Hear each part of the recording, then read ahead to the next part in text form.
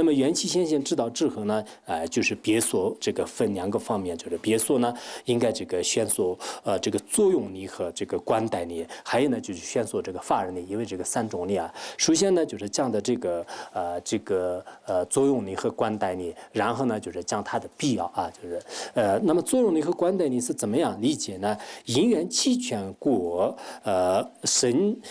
其身过作用啊，就其身过作用，诸具过性法皆待各自因。它这个很关键的，很重要，就是这个理论。因为首先呢，就是什么叫做是这个作用力啊？我们经常讲那个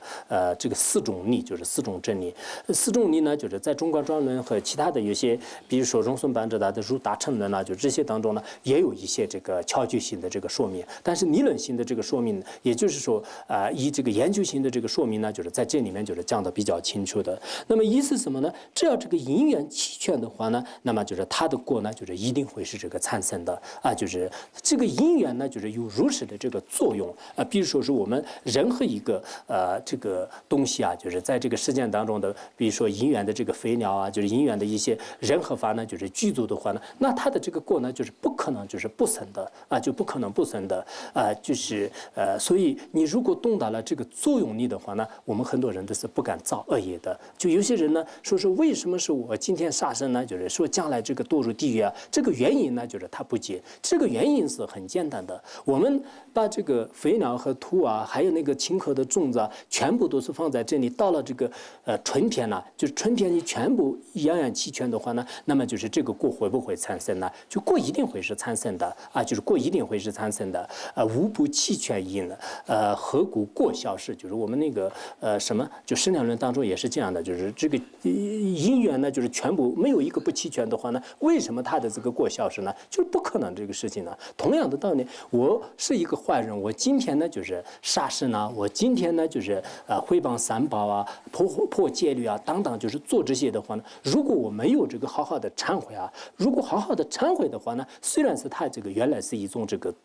形成痛苦的一种因，但是这个因呢，就是中间就已经摧毁了。比如说我把这个所有的青稞的因全部已经拒绝了，但是你种子拿来，然后把它烧了，烧焦了以后放在哪里的话呢，那就它不会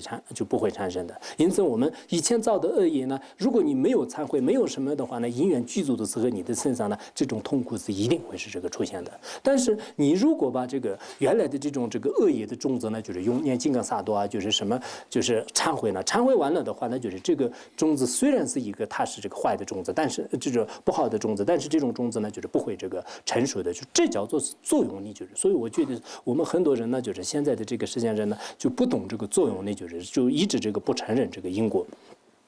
然后诸具过性法就是，那么就是他这个过这个具足的话呢，就是那么这个过具足呢，它是决定是观待这个因缘的。这是我们从现在的这个角度来讲，比如说现在呢，我有些人就是这个非常贫穷啊，我这个智慧呢就是极为这个愚钝啊，就是原因是什么呢？这是一个过啊，就是现在我特别愚笨是一个过，我今天呢就是相当的这个痛苦呢是一个过，它决定是依靠观待一个因缘，这种观待呢，我的这个前世，我的今世，我的前世的前世啊，很有这种可能。我今天天天的这个生病呢，显然是这是一种果。所以我经常呢生病的时候，真的我不是说大话，就是有时候呢，就是不是什么这个怨天尤人，我也不希望我马上吃个药就马上好了，我肯定是前世杀生的，不知道那一世我这肯定是杀害了很多的众生。我今天该病，我今天该痛苦，就是有时候真的就是自己这样，就是特别就是恨自己前世就是造这样的这个恶业，就是所以这是这个过呢，就是必定是观待，就是他的因，就是我觉得是这些道理呢，